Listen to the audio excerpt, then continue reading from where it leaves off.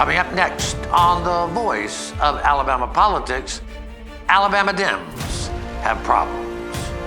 Also, the V Team takes a look at white nationalists in Alabama. And ALGOP embraces controversy. You know, Lloyd, just when I think you couldn't possibly be any dumber, you go and do something like this. And totally redeem yourself! Silly is as silly does. All this and much, much more coming up next on The V.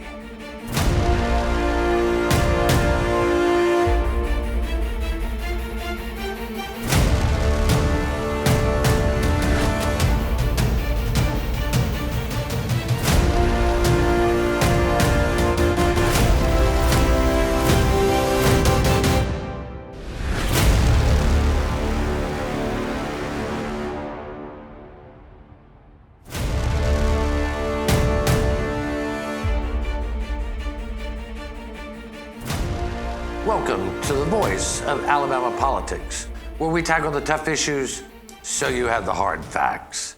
I'm your host, Bill Britt, and today I'm joined by Beth Clayton, attorney and Democratic strategist, Susan Britt, a political mastermind, and my wife, and Josh Moon, investigative reporter and columnist for APR. Welcome. Hey, guys. How are y'all? Susan, you're so much more than my wife, but I just stumbled over it. What can I say? Oh, I just make you weak in the knees. I say he looks at you and he just forgets everything he's gonna say.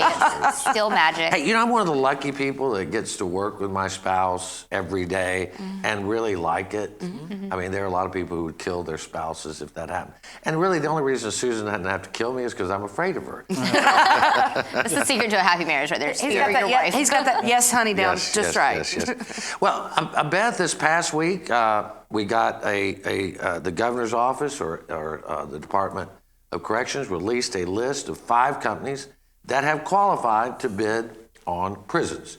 You know, we're anticipating building 3 new prisons at the price tag between $900 and $1 billion, and 5 companies qualified for it. But the weird thing was, some of the companies had never built prisons, and even weirder, there's a company in there that until Kay Ivey made her announcement or DOC made their announcement, nobody had ever heard of them. Right. I mean, we should have seen this coming, that there was going to be a little bit of hide the ball with all this prison money. I think that's what we've been yelling about on this show for a year now, that we can't sit here and say we're going to spend all this money. And some of these now we're finding out, well, this company is actually these other companies, and there's a lot of moving parts behind the scenes. I just don't understand why transparency is that difficult. Yeah. I mean, Susan, there was no reason for this to grow any more controversial. I mean, the whole idea of building 3 prisons in Alabama is controversial, but to add in a group that no one's ever heard of, and until we tracked down 2 of its joint partners, nobody even knew who they were. I mean, it was a red flag just reading the list of 5. I mean, you got companies like the Geo Group and Corvias and Correction Consultants, and all of a sudden you got Alabama Prison Transformation Partners. That screams inside job, okay? You start out with Alabama, boys, we're keeping it at home. We're gonna make sure we do this from inside.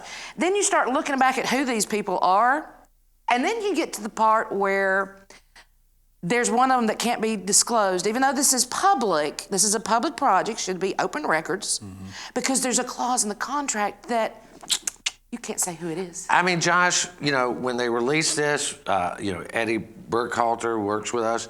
He called over and couldn't get any answers. We called the governor's office.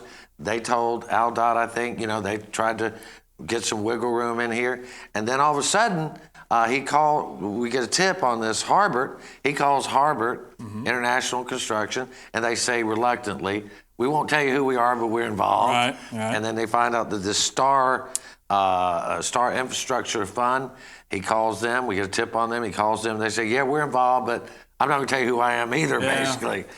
Smells bad, doesn't it? Why is it always like this? I don't know. Why is it always like this? I mean, why why can't we just put it like normal people? Why can't we just act like normal people and say, we need to build this, here are the bids, here are the companies that are gonna do the bids, here are the people that are involved with those companies, let's choose the best one, build the most cost-effective prison that we can Because they find. never choose the best one. It's the one for their buddies. I know, and it's just, why, but I just don't understand why it's always gotta be this way. If the with people everything. if the people that do business in the state would put half as much energy behind just doing the right thing as they do trying to cheat and steal, Right? we could be a first-class state. Yeah, but right you about gotta there. stick with what you're good at. Honestly, sometimes I wonder if they don't take this route just because they're too dumb to do it the right way. I mean, I don't get. And then back to the public thing, real quick though. You can't do that. That's not how the law works. All right. If you don't want to disclose your people, then get the hell out. Where's your law degree, Josh? Yeah, I mean, well, I play one on TV. Of course, this is Alabama Open Records Act. Yeah, so there's no teeth. There's no telling. But the weird like thing to Swiss me cheese. is that if they didn't want to disclose who's involved, and we still only know 2 companies, that means that somebody is so toxic politically that if their name was revealed, that thing would go down in flames. Can't imagine who that might be. Would somebody involved with that group be spending some time in the prison that they're about to build? Very good friends with somebody who's about to spend time in a prison. When one of the people involved here may have testified in a trial regarding somebody that's politically Tap the toxic. microphone the entire Well, and you know what? No. We will find out because we always do. Yeah, we will. I want to move on to a really disturbing thing. A black gentleman lost his life when he was shot and killed by a Montgomery police officer. Josh, this was back in 2016, and it seems like the only thing that the man did wrong was have a paint roller. Well, he really didn't have the paint roller when he was stopped. So this is Greg Gunn. It's a Greg Gunn case a lot of people have heard of at this point. And it occurred February of 2016. He was walking through his own neighborhood, was stopped by a police officer, was frisked at one point. They took off running. Anyway, it ended up with him being shot 5 times in his neighbor's front yard as he was screaming for help. So now we're to the point to where the cop is supposed to... It was one of the most unique situations that you've ever heard of because the DA in Montgomery County charged him with murder, charged the police officer with murder before it went to a grand jury. The grand jury later come back with the same ruling and also held that he should be charged with murder. But now we're to the point where the Alabama court system has got involved. And there has been nothing that they have not been willing to do to give this police officer every break in the world, including last week when they moved, the Alabama Supreme Court ruled against all precedent that it could be moved out of Montgomery. And the judge moved it from Montgomery, a 60% black county, heavily Democratic, to Dale County, which is 1/5 the size of Montgomery, 75% white, and 75% Republican. I mean, this sounds like home cooking at its worst. I mean, the Supreme Court made some rulings in this case that are just outrageous for them. I mean, Mendelheim was the only one that seemed to voice any concern about it. Yeah, I mean, he came in and said, listen, this is not something that you can do. You can't hold the judge. They kicked a judge off the case as well, which is something you're he's supposed black. to do. Well, it was for a little bit different reason than that. Yeah. But I mean, they said he biased himself when he issued a ruling that he had to issue. Okay, well, we're going to have to leave it right there. This is Montgomery politics at its best. You're watching the voice of Alabama politics. We'll be right back and see what the ALGOP is up to.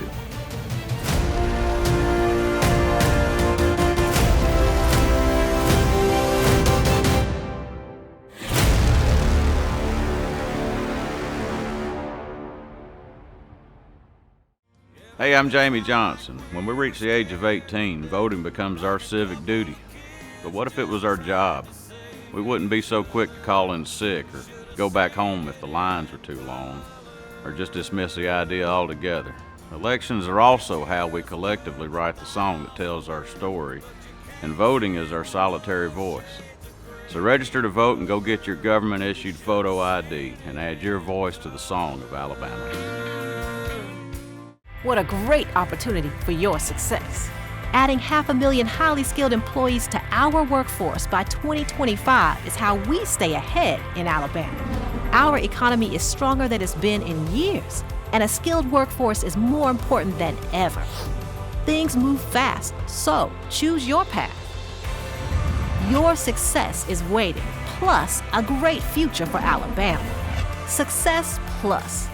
Go for it.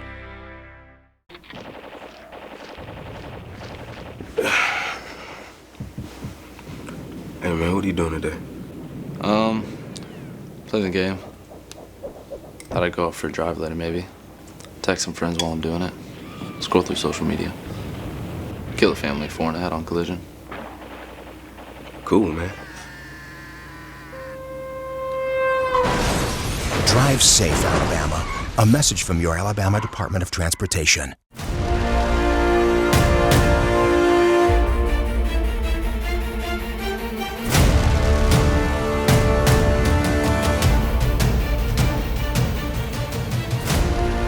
Welcome back to the V, the voice of Alabama politics. Josh, you've been writing on this until you're probably sick of it, but I am indeed sick of it, yes. we thought that some of the problems at the Alabama Democratic Party were over. We thought that the DNC had come in and made some demands, made some changes, and now come to find out that with all the power of the Democratic National Committee, they really can't do much about Nancy Worley and Joe Reed. No, they can't. And you know, in some regards, you wish that were different. In others, you look at it as Alabama being just a unique situation where you have the leadership of the party that's actively working against the party. And, you know, I don't know that any organization would be set up to guard against people working against itself that you've duly elected and people who've risen to that level of power. But that's the case here is that, you know, I don't know that Worley and Reed would necessarily classify themselves as working against the party, but they have their ideas, which are clearly not working here, and they believe those are the best ideas, and there seems to be no way to move them out of that spot. The DNC has essentially done what it can to this point, which is remove their credentials from Worley and Randy Kelly, vice chair. But at this point, there's not a whole lot else they can do other than coerce and push and try to shame Worley and the folks there to do the right thing in terms of fixing the bylaws and getting this thing to the right level. I mean, Beth, what's it going to take to straighten out the Alabama Democratic Party so that it actually has any resonance in the state? Time. Time. I mean, that's the only thing that people like Josh and I have on people like Nancy Worley and Joe Reed is time's on our side. I mean, yeah, because I think the big distinction, people saying, oh, Nancy Worley got removed. No, Nancy Worley just can't vote at the DNC now. So we still have people like Janet May who are on the DNC from Alabama. Nancy Worley and Randy Kelly just can't vote there, but she is still the chair of the Alabama Democratic Party. And I think to an extent, like Josh was saying, it's good to have that because we don't want the DNC coming in and telling us who's going to run our party and who's going to be in charge. We elect those people, but there's not a procedure in there for what happens when the rules are written in such a way that the people in the party can't decide who runs the party. And now they're just running roughshod with it, and we have a senator to keep. The big problem, Susan, is that the DNC says they've broken the rules, they've rigged the system, and now they don't know how to get rid of Worley. It will take a lot to get through Worley. I think I was reading Josh's article the other day. Even if there was to be a splinter group that comes in the Democrats and say, okay, we want to go over here and we want to have our own group, Worley can still be involved in that. And can still control the calendar of what comes up for a vote, including the bylaws, or not. Yeah, so that really is what they're kind of leaning on at this point is 51% of the executive committee members coming in and saying, listen, we're going to take up this bylaws issues over here. Well, the problem is when they do that, when they have the meeting to take up the bylaws, she adjourns Worley adjourns. she tables the meeting. She's the chair of the meeting, and so she can control what comes up for a vote or what doesn't come up for a vote. Can continue to stall and stall and stall, which is what they've been doing all along. Right, because this is not a new, I mean, there have been splinter groups that have been trying to do this. And I mean, I remember one time specifically when there's a rule that a bylaws change has to be in the chair's hand 10 days before the meeting. They faxed it in 12 days before. She wouldn't entertain it because she didn't pick it up off the fax machine. I remember until 9 days. Who would? Okay. No. I want to switch parties from crazy Democrats to crazy Republicans. Because, this past week or so ago, that the Alabama Republican Party Executive Committee voted to ask for Representative Ilhan Omar from Minnesota, to be expelled from Congress. Now, one, they don't have any authority to do that. Right. Two, the reason they say is because she's anti-Israel and she's anti-this and anti-American, and worse than that, she's a Muslim. But I mean, Beth or Susan, this is. I mean, they passed a resolution. Bradley Byrne, Mo Brooks. They want Bradley Byrne and Mo Brooks to get her thrown out of. Yeah, like Congress. They represent the majority. It's another one of these issues that I just want to lay my head down on this acrylic and just bang it, because that's all they're doing. They have no authority to do this. They're not going to go up there. It's like Bradley Byrne and them are going to go up there and actually make this happen. Mo Brooks might try, but Bradley's not going to do it. I mean, really, does Mo Brooks need a resolution to be more racist? I don't think so. And the thing is, they talk about how they are she's anti-Semitic and all that. And they never accused anybody. They've never condemned any white person in Alabama. Especially a white man. No. This is just political theater, and it really shows the kind of soft hate, maybe even. I would go past soft hate. I mean, they've singled out a woman of color who is a Muslim, right, as a lightning rod here for no other reason than they can use her as this idol of fear to ratchet up the fear among voters in this state, and they think that that's going to get them votes, so people will stop paying attention to their awful policies that left most of the state in poverty. Well, when she, as they say, the young folks say, clapped back at him, Roy Moore just got all irate, Susan. He just couldn't handle it that this woman dared speak to him. I mean, almost like he'd been kicked out of the mall or something. Yeah, I know. As if we're not embarrassed enough to have to get into some sort of fight with a congresswoman, from here in Alabama, from Roy Moore. I mean, stop. Yeah. I mean, y'all been embarrassing me all my life. Just please quit. It is a carnival of pandering. And we have Steve King sitting up there. So if you want to talk to me about nonsense, get Steve King, clean your own house up, and then you can come deal with what we're doing on our side. I mean, we don't even have to worry about that house. The ALGOP has got enough going on themselves here. I mean, how many people at that party had been indicted recently? Yeah, really? At least 7 or more. Yeah. And look, again, there were people who voted against this, but it was a voice vote, so everybody could take cover. Yeah. And again, that's just a coward's way out. But I tell you what they didn't do, Josh. It was not very. It was actually, they stood up to Governor Kay Ivey and Dale Marsh, because they also passed a resolution that said they wanted to keep people voting for the state school board instead of what Marsh wanted, which was to have an appointed board. Yeah, that was a pretty easy one for him. I mean, I would say polling had showed 80% of the public was against that little resolution to have the state school board appointed. Well, I don't think you can ever convince people that they should vote that they don't have a vote. So. No, and especially here in Alabama, we do love to vote, even though sometimes it's.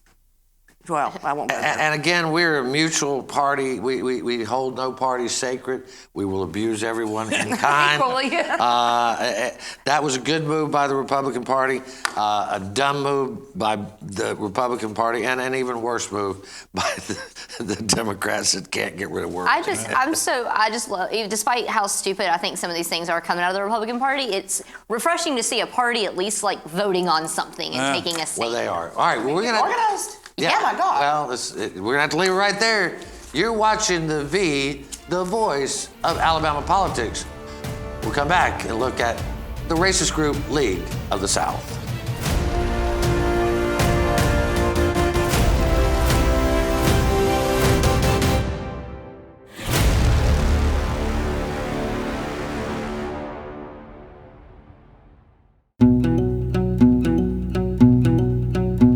The Energy Institute of Alabama promotes reliable, affordable, and clean energy to help grow our economy, create high-paying jobs, and build public support for Alabama's energy industry. The Energy Institute of Alabama is the best source of energy industry information and how it affects households across the state, from convenient energy production to alternative fuels to solar power and beyond.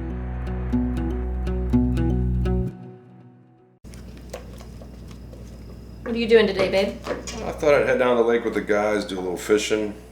Of course, none of us will be wearing our seatbelts. I'll lose control of the truck, wrap it around a tree, and kill us all. Okay.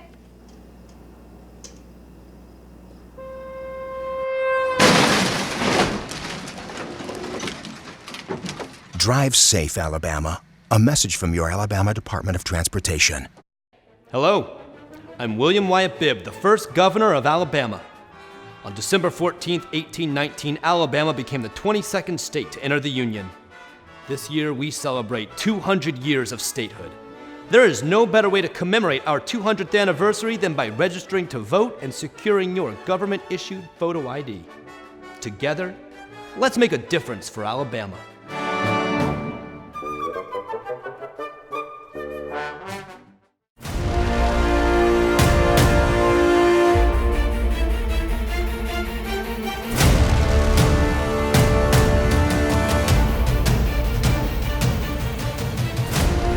Welcome back to the voice of Alabama politics.